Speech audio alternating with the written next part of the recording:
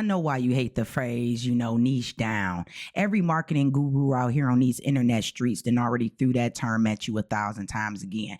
Niche down. Find your avatar. And every time you hear it, it just makes your chest tight. It just make you cringe. It's like, hey, why everybody's saying the same thing? I'm tired of hearing it. You feel like, hey, if I pick this one person, I'm leaving money on the table, and I'm not going to do that. You feel like, hey, you're putting yourself in a box and you don't like to be put in a box, and I get it. I feel that. And it feels like dying when you do it. I'm a multi-passionate person myself, so I know it just feels so off and so wrong, but it's a way to do it. In the beginning, it does make it seem like you cutting off 90% of your potential customer base. But today, I'm going to tell you why that fear is keeping you broke. It kept me broke for so long, and I want to change that for you. And I'm going to show you why the general store approach is not all what it seems, okay? It's the fastest way to even kill your digital product business before you even get it started. All right, imagine that you're on vacation, you walking down the strip, and you see a restaurant with a sign that says, "We serve food." So you go in there because you're hungry. Okay, so you go in there, you sit down, you look at the menu, and on the menu it says, we got the sushi, the chicken, the barbecue,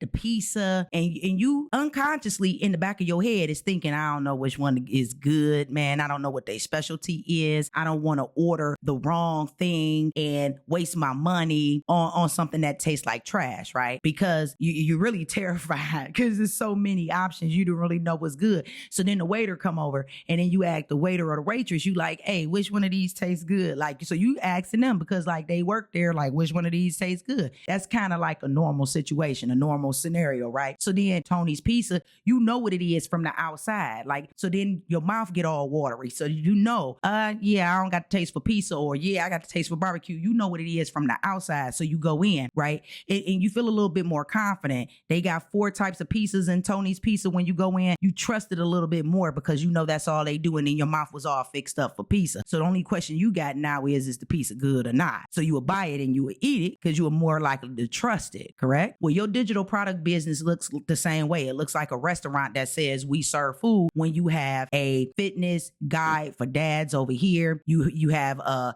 cheat sheet for college students over here. And then you got a business cheat sheet for moms over here. It looks like we serve food. Nobody trusts you because they're like, okay, do you do fitness? Is that where it's at? Or do you do the business? Is that where it's at? So because you're trying to serve everybody. And so then nobody trusts you at that point. But let me keep it all the way 100 with you because that's what I do. Okay. The real reason you have a struggle with niching down isn't because you don't know how. You know how. It's because you have a savior complex. Okay. You want to help everyone. All right. That's who you're trying to save, the world. You have a big heart. You've been through a lot. You struggled a lot. You overcome a lot. And you just want to save the people that want to be saved. You want to save the world, but you cannot be Captain Save Everybody when you start in a digital product business. And it took me years to understand this because I'm a multi-passionate person. And it's like, I want to help everybody that want to help themselves. Like, as long as I see them meeting halfway, I'm there. That's what we tell our kids. Hey, if we see you trying, we gonna meet you halfway. So you see all these different people trying and you know the stuff. So you trying to meet them halfway to give them some help. But when you're speaking to a single mom and a CEO of a corporation in the same Instagram post, let me tell you what that looks like for real. And it's crazy because it's like this with different dynamics as well. But I'm using this as an example. Neither one of them is going to stop the scroll because to the single mom, you look too corporate. You look too high and mighty. But to the CEO, you look too informal, too casual, not professional enough. So you can't win for losing. And therefore, you don't get either one of them to click because you don't fit the mold for either one of them. And therefore, you lack the engagement. So here is decision 1. Okay. You got to pick a victim. And I don't mean a literal victim. Who are you saving? And it has to be somebody specific that you're going to save because you can't save everybody with this one thing that you're trying to do. Women is not a niche. Okay. That's not a niche. That's half of the planet. All right. And moms is not a niche either. Okay. That's not the definition where it's like, oh, single moms or women, or that's not really the niche. Even though some people's bios might say it, like I help women do XYZ. And that might be the majority of their demographic, might be women, but it gets more specific than that. It's more like single moms who are trying to start a digital product business or a side hustle while working a 9-to-5. Or by me helping single moms who want to start a digital product business quit their 9-to-5. Like it's a little bit more. So even though somebody's bio be like, I help women start digital product businesses, that individual knows that, hey, what I'm teaching or what I'm sharing is for those women, those single moms, to build a digital product business.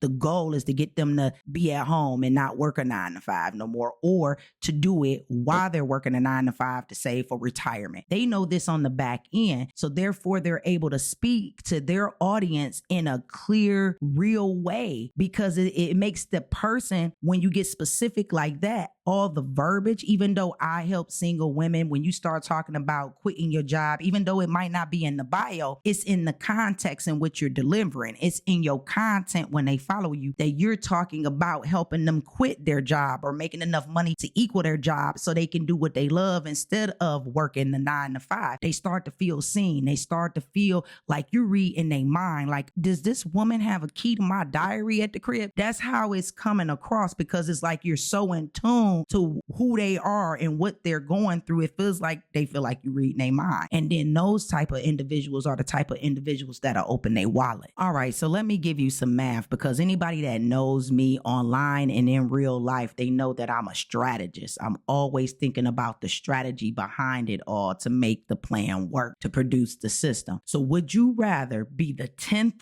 choice out of 100,000 people, or would you rather be the first choice for 1,000 people? Think about that. Because if you're the first choice for 1,000 people and each one of those people paid you $100, that's $100,000. You don't need the whole world, okay, to like you. You just need your people to love you. All right, so here's your assignment for today. Stop being the We Serve Food restaurant, okay? Pick one person, name that person, find out what's keeping that person up at night, what that person is afraid of, and pick at least one problem, because they got many, but pick one problem that you can solve for that person right now, and focus all your energy on that person too. Ignore everybody else, and it will feel scary. Believe me, trust me, I know it's going to feel very scary at first, and it's going to feel like the room is empty at first. It's going to be like, what is crickets around here? It's going to feel like that, but I promise you, when you start whispering to these people, to the right people, instead of trying to scream into the crowd, your notifications are going to start blowing up. All right, if you're struggling to narrow this down, go back to the cheat sheet I gave you yesterday. If you didn't, it's called the 6 Decisions Checklist. You can get it. The link is below. I asked you the exact questions that you need to ask yourself in that PDF. Believe me, if you don't have it, go over to my free community, She Builds with AI, to grab that cheat sheet. You will be able to download it. And tomorrow we're moving on to decision 2. Once you know the who you are serving, we have to decide the what you're going to be feeding them. Okay. Are you selling them a vitamin, or are you selling them a painkiller? One of them makes a lot more money. Okay. So hit subscribe so you don't miss out, and you'll be sure to see the next video.